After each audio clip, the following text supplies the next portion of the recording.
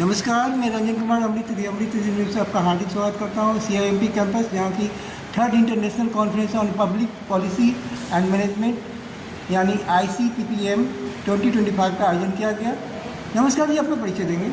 जी, मैं संदीप कुमार, IIT खड़गपुर में मैं PhD स्कॉलर हूँ और मैं PhD के लास्ट ईयर में हूँ और मेरा रिसर्च टॉपिक जो है वो करप्शन एंड इकोनॉमिक ग्रोथ पे है और उसी में मैं यहाँ पे अपना एक पेपर का एक ऑब्जेक्टिव प्रेजेंट करने आया हूँ जो करप्शन एंड डिजिटल गवर्नेंस पे है, जिसमें मैं बता रहा हूँ कि डिजिटल गवर्नेंस कैसे करप्शन को करने में मदद करता है। तो इसमें मैंने बहुत सारे डिजिटल गवर्नेंस के बहुत सारे एस्पेक्ट्स को लेते हुए और एक FGLS मेथडोलॉजी को यूज करते हुए क्रॉस कंट्री एनालिसिस रही है। तो इसमें मैंने बताया कि इम्प्रूव डिजिटाइजेशन जो है वो करप्शन को कंट्रोल करने में कैसे हेल्प करेगा। हमारा रिसर्च फोकस जो है particularly developed and emerging Nations को लेकर के है। तो हमारे जो फाइंडिंग्स हैं वो यही बताते हैं कि डिजिटल गवर्नेंस के जो वेरियस एस्पेक्ट्स हैं वो करप्शन कंट्रोल में मदद करते हैं। तो गवर्नमेंट को चाहिए कि करप्शन कंट्रोल के लिए डिजिटल गवर्नेंस को बढ़ावा दिया जाए और इस पर पार्टिकुलरली इसके वेरियस एस्पेक्ट्स जो है उस पर फोकस किया, जैसे हमारा डिजिटल इंफ्रास्ट्रक्चर है, हमारा साइबर सिक्योरिटीज है। तो इस पर फोकस करते हुए इसको और रोबूस्ट बनाया जाए ताकि हम लोग करप्शन कंट्रोल कर सकें। संदीप जी, आपका जो आज प्रेजेंटेशन था मैंने उसे देखा भी और आपको इसके लिए हार्दिक बधाइयाँ। और एक सवाल है कि आज हम लोग जिस समाज में रह रहे हैं, क्राइम बढ़ता ही जा रहा है, पीड़ितों को न्याय नहीं मिलती है, पुलिस जो है वो भी आर्थिक शोषण करती है और वकील भी आर्थिक शोषण करता है, न्याय नहीं मिलती है, फिर न्याय के लिए दर भटकता रहता है। तो ऐसे में न्याय कैसे मिले पीड़ितों को, क्या कहेंगे आप?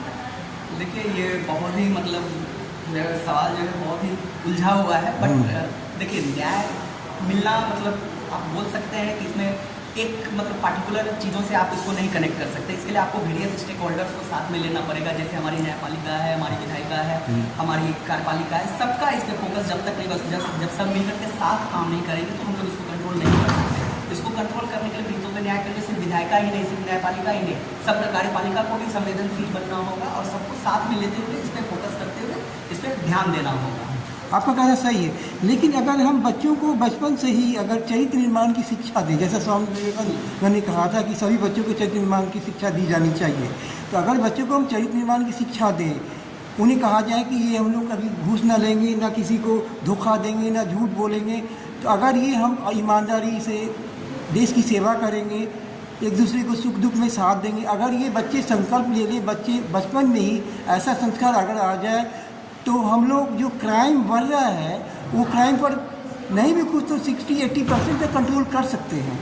हाँ, क्योंकि अच्छे संस्कार जो होंगे, संस्कारवान व्यक्ति, बच्चा या व्यक्ति है, वो कभी चोरी नहीं करेगा, कोई भी चोर सामान लेना बिना पूछे नहीं लेगा, किसी को दुख नहीं पहुंचाएगा, तो क्राइम होगा ही नहीं। और दूसरी बात है, करप्शन भी नहीं होगा, घूस भी नहीं मांगेगा। अगर मेरे पास एक ही शर्ट है तो एक ही शर्ट हम पहनेंगे, धोकर पहनेंगे, किसी का कुछ छीनेंगे नहीं, लूटेंगे नहीं। हाँ जी, आपने बहुत वैलिड पॉइंट उठाया है।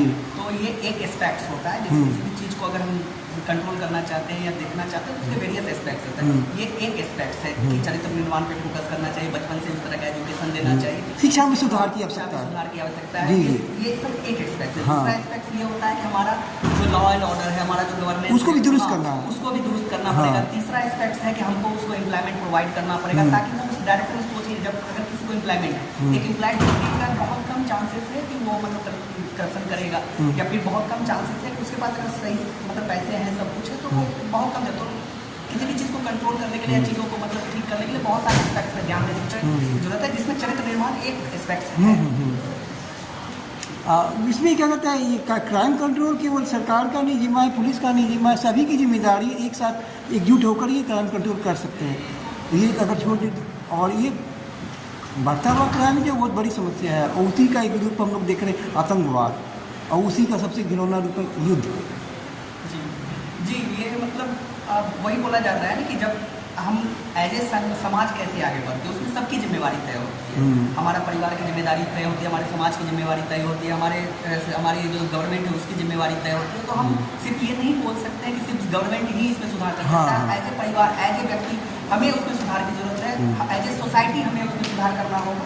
तो इसमें सबका एक रोल होता है। तो जब तक सब साथ में काम नहीं करेंगे, किसी भी चीज़ को कंट्रोल नहीं किया जा सकता, कभी किसी भी चीज़ को ठीक से अच्छे से इम्प्लीमेंट नहीं किया जा सकता, तो हमें सबको एक साथ आगे बढ़ने की जरूरत है। और आपका जो प्रेजेंटेशन था उसमें दिख रहा था कि विज्ञान की दृष्टि से करप्शन को कैसे ये व्याख्या की गई है। बहुत अच्छा लगा। बहुत मेहनत भी किया होगा आपने। बहुत बहुत धन्यवाद। इसी तरह से आप अपना शोध कार्य जारी रखें और क्राइम कंट्रोल पर अपना जो है वो दृष्टि बनाए रखें। इसी शुभकामनाओं के साथ मैं रंजन कुमार अमृत जी न्यूज़ पटना बिहार। जय हिंद, जय भारत, वंदे मातरम। Thank you.